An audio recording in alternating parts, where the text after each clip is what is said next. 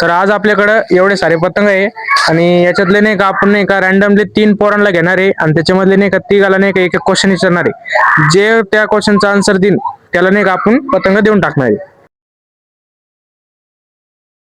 Finally आपल्याला आता 3 पोरं भेटलेले आहेत. तुम्ही बघू शकता त्या साईडला ते खेळू लागले.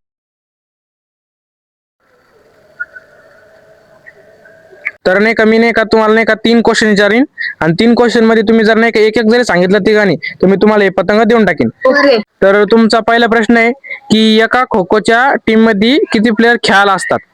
10, 11, 9. बरोबर आन्सर आहे 9. तर पहिला पॉईंट नाही का कार्तिकला जातो. तर तुमचा दुसरा प्रश्न राहील का कबड्डी मध्ये टीम मध्ये किती प्लेयर खेळायला असतात? 10, 12, 7.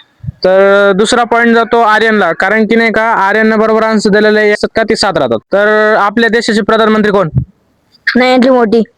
बरोबर आन्सर. तिसरा पॉईंट जातो याला. तर तिघांना नाही का एक एक पॉईंट आलता. तर तिघाला नाही का मी पतंग देऊन टाकतोय. तुला कोणता आवडतो?